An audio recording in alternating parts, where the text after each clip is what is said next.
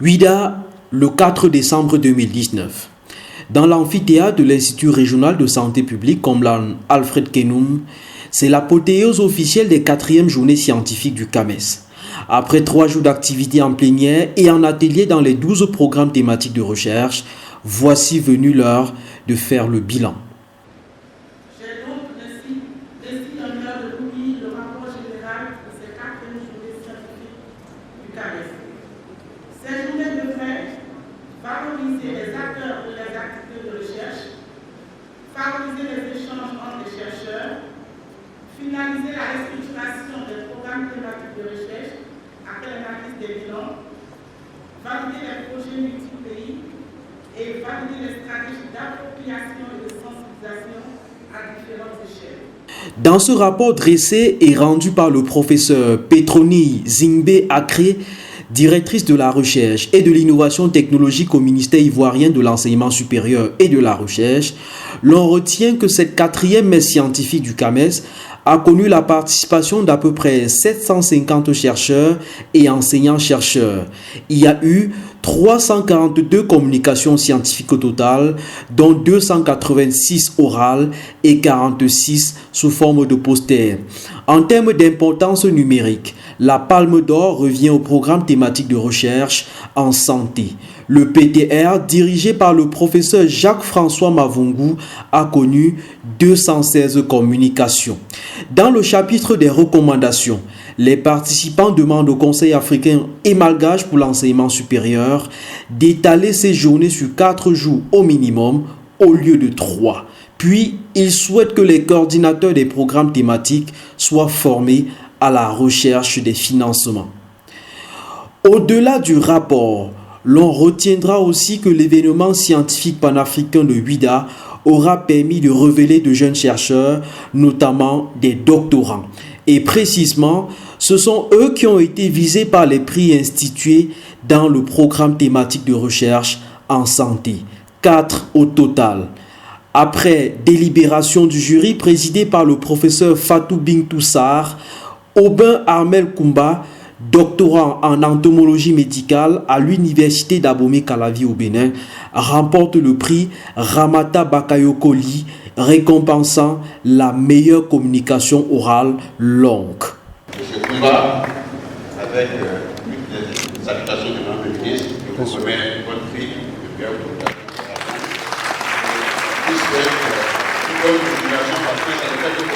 Je travaillais sur le thème qui portait sur la susceptibilité d'Anopheles gambier, sens large, aux insecticides dans la zone de Mouila au Gabon.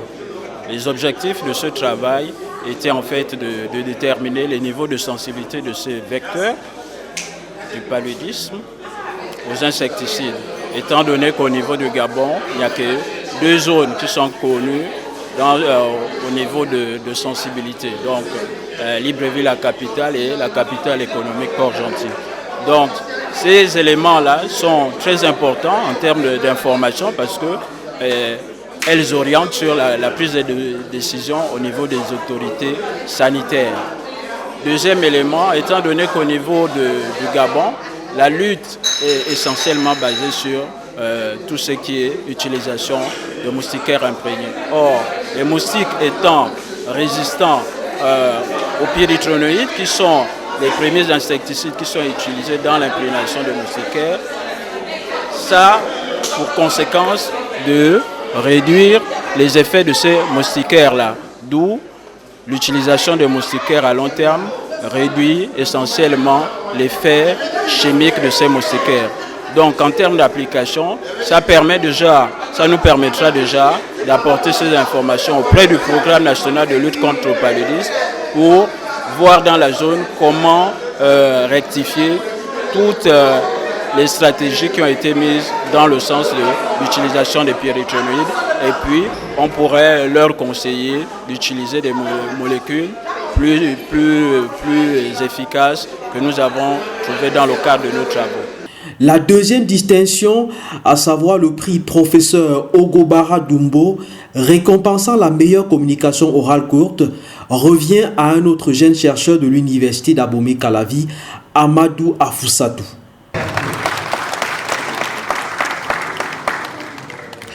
Le troisième prix porte le nom du professeur Jacques Semporé. L'éminent généticien burkinabé a la particularité d'être présent dans cet amphithéâtre.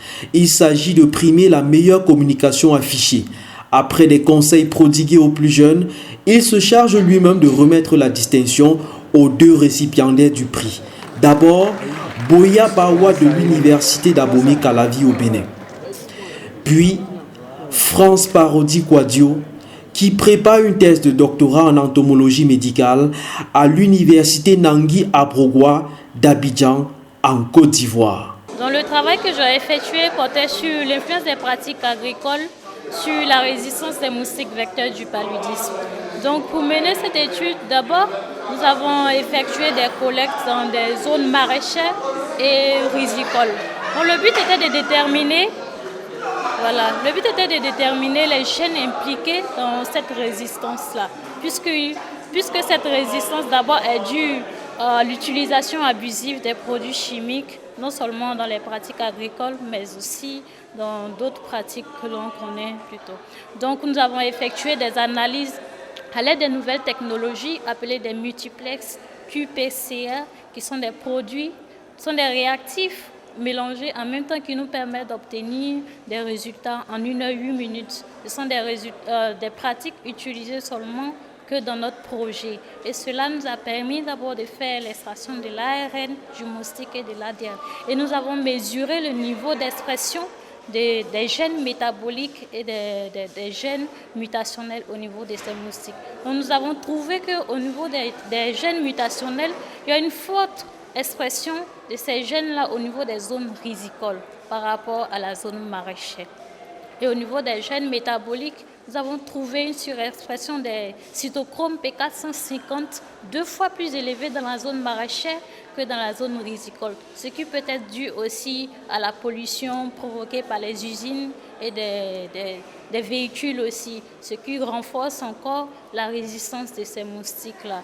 Donc en général, nous pouvons conclure que nous avons observé une forte résistance de ces moustiques, des moustiques Anopheles cambiae dans cette pratique agricole, ce qui est peut-être provoqué par l'utilisation des produits chimiques par les agriculteurs. Dans la localité de Tiasalé, Agboville et Dabou. Tiasalé est une zone reconnue d'abord pour la résistance des moustiques.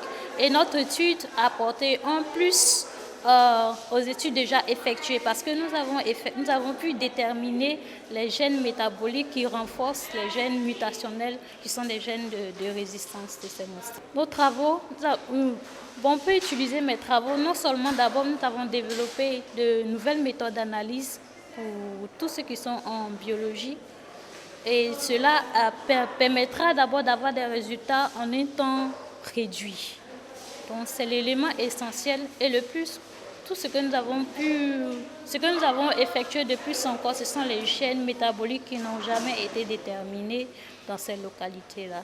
Donc ce qui va permettre aussi, ça fera une connaissance de plus pour tous ceux qui sont en entomologie médicale qui aimeront effectuer des études dans ces localités. Ça permettra d'améliorer la lutte contre le paludisme parce que pour mener une lutte contre le paludisme, il faut faire une surveillance. Il faut savoir quels sont les gènes d'abord développés en amont. En ce qui concerne le contenu des prix, il s'agit du matériel informatique, notamment des ordinateurs portables et des disques durs externes. Des gratifications qui matérialisent en partie la vision du programme thématique de recherche en santé. Un PTR qui a fait du chemin en 6 années d'existence, au point d'apparaître comme l'exemple à suivre. Pour comprendre la méthode de travail de ce PTR, nous rencontrons son coordinateur, le professeur gabonais Jacques-François Mavungu. Le PTR, c'est une plateforme qui réunit les enseignants-chercheurs et chercheurs qui travaillent dans le domaine de la santé. Le recrutement,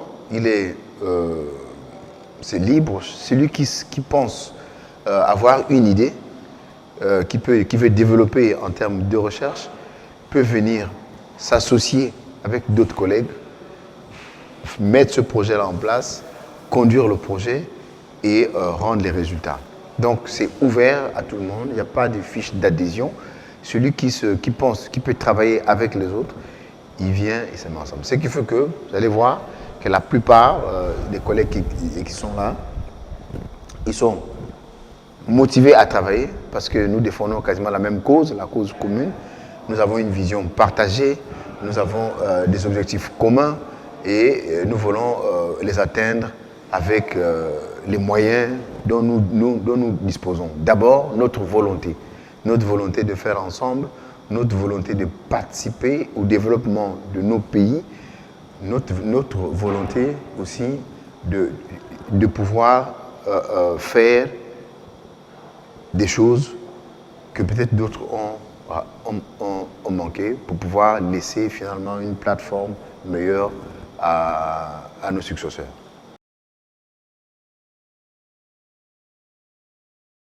Les résultats que j'ai atteints aujourd'hui, c'est l'adhésion. L'adhésion à ce programme de recherche est immense. Quand on a commencé les premières journées scientifiques, je me souviens très bien, à Abidjan, on était entre 40 et 50. Nous sommes passés aux deuxièmes journées scientifiques à Dakar, on était toujours autour de 50 et 70. On est allé aux journées scientifiques de 2017 à Abidjan, et bien, le nombre avait complètement régressé. Aujourd'hui, comme je disais tout à l'heure, nous avons enregistré plus de 300 résumés. Plus de 300 résumés que nous avons sélectionnés. Ça veut dire que la masse des résumés qu'on a soumis, donc l'adhésion des gens, avait dépassé plus les 500. On a quand même trié parce qu'on ne pouvait pas faire venir tout le monde, parce que tout le monde ne pouvait pas communiquer, compte tenu du temps, compte tenu aussi du thème de la conférence. Donc on a retenu quasiment 300. Plus de 3/4 en communication orale et plus de d'1/4 en communication affichée. Donc l'adhésion, et que les gens maintenant comprennent le pourquoi. Pourquoi le faire? Parce qu'au début, les gens pensaient que c'était une source de salaire, une source... Non, c'est une plateforme de rencontre, une plateforme commune pour conduire des projets, pour former nos jeunes collègues différemment de la formation que nous avons reçue.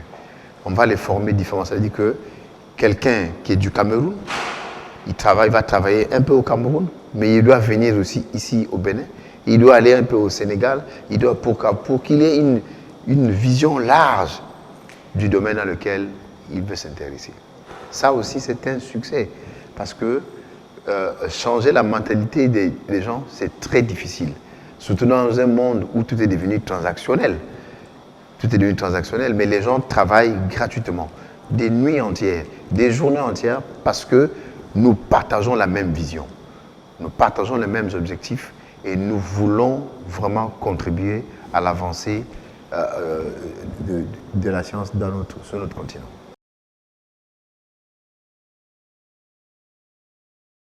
Le mode de financement, c'est ce qui étonne effectivement. Comme j'ai dit tout à l'heure, nous écrivons beaucoup de projets. Nous écrivons beaucoup de projets que nous soumettons aux bailleurs. Je peux vous dire que sur 20 projets que nous soumettons, peut-être 2 seulement sont financés. Vous évaluez la masse de travail. Donc 18 projets sont rejetés à l'eau. Mais quand je dis 18 projets, c'est le temps de travail, c'est le temps de réflexion, c'est des réunions.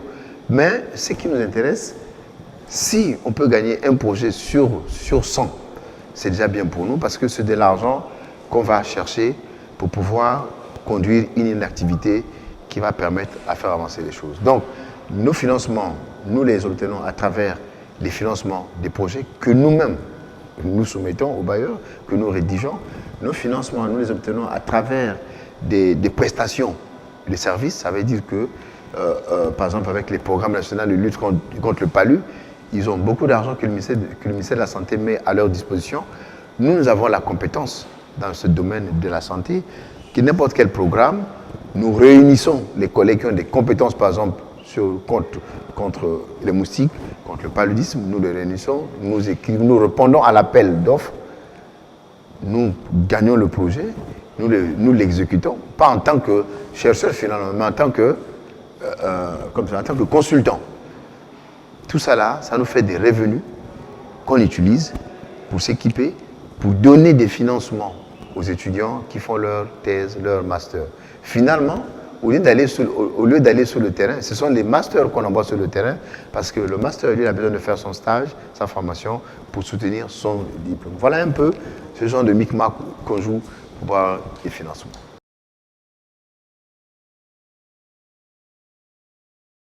Nos recherches doivent répondre à un problème. Tout à l'heure, je vous ai parlé de la pulvérisation intra-domiciliaire.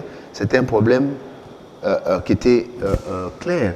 C'est-à-dire, c'est des Malaisiens qui font l'agriculture chez nous, au Gabon, qui ont des palmeraies. Et là-dedans, ils amenaient des Malaisiens qui mouraient quasiment tous les jours du paludisme. Et quand nous sommes allés, il y avait l'insalubrité, il y avait vraiment tout l'écosystème qui était dédié aux moustiques. Ce qui fait que ces gens-là qui venaient, qui n'étaient pas habitués à notre touche de parasites, eh bien, ils mouraient. Mais il fallait régler ce problème. Nous sommes allés, ils nous ont payés comme consultants. On a réglé le problème, on a fait des recommandations. Aujourd'hui, ils ont intégré ces recommandations-là. La solution s'est améliorée. Il n'y a plus de mortalité comme autrefois. Voilà un peu ce type de recherche que nous faisons maintenant dans le PTR. À l'occasion de cette cérémonie officielle de clôture des 4e journées scientifiques du CAMES, 13 enseignants-chercheurs béninois reçoivent des décorations dans l'ordre des palmes académiques du CAMES, 9 pour le grade de chevalier et 4 pour celui d'officier. Pour leur rôle direct ou indirect joué dans l'organisation de cette manifestation, 3 personnalités reçoivent des motions de remerciement des participants lues par le professeur Fatou Bintou Sarr.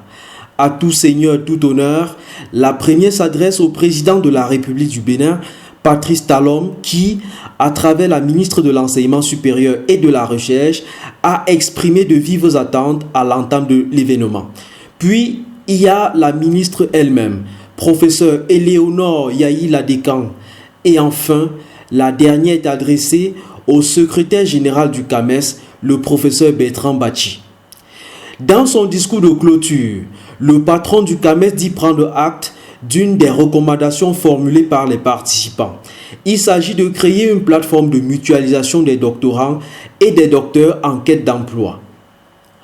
Au-delà de la mise en œuvre des recommandations, il y a des projets que le CAMES va mettre en œuvre dès l'année 2020.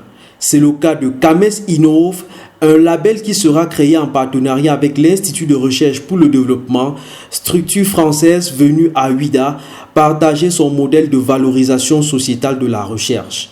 CAMES Innove va effectivement, sous ce design, va, dans l'un de ses pilotes, faire un appel à candidature, pour identifier dans chaque PTR, dans chaque programme thématique de recherche et dans chaque université des hommes capables d'être formés et de devenir plus tard des chargés de valorisation. Les 5e journées scientifiques du CAMES se tiendront à Dakar au Sénégal. Ce sera en 2021. Le prix Macky Sall pour la recherche entrera alors en scène. C'est l'occasion d'abord de remercier son Excellence, Monsieur le Président Macky Sall, qui, comme dans son pays, a voulu accompagner le plan stratégique de développement du CAMES en dotant le CAMES d'une somme de 500 millions de francs CFA. Nous avons pensé que, au niveau du secrétariat, que ces 500 millions, il fallait les orienter vers la recherche. Et à ce sujet, nous avons donc dû requérir de Monsieur le Président de la République son avis. Et nous avons fait donc des propositions. C'est suite à son accord que finalement nous avons opté pour le prix Macky Sall pour la recherche. C'est un prix d'excellence. Ce prix va mettre en compétition, bien sûr, les programmes thématiques de recherche. Il faut être, l'une des conditions d'abord, être dans un programme thématique de recherche. Parce que nous pensons que l'avenir de la recherche dans l'espace CAMES passe par la vision impulsée par ces programmes thématiques de recherche qui sont des programmes multi-pays et qui mettent ensemble les promus du CAMES. C'est des programmes qui sont réalisés sous la marque du CAMES, c'est-à-dire la discipline, les valeurs portées par le CAMES. Donc nous pensons que c'est à travers ça que ça doit se passer. Et ce prix, bien évidemment, les conditions déjà de sélection sont déjà... C'est le propos de la ministre de l'Enseignement supérieur et de la Recherche du Bénin qui met un terme à la cérémonie officielle de clôture. Le professeur Éléonore Yahi Ladékan salue les femmes qui ont joué les premiers rôles pendant ces agapes scientifiques panafricaines. Davantage, elle exprime le souhait que les résultats des travaux présentés par les différents chercheurs permettent de résoudre les problèmes des populations africaines. Après 72 heures de travaux intenses, les participants se donnent rendez-vous le 5 décembre 2019 pour découvrir le patrimoine touristique et historique de la ville de Ouidah.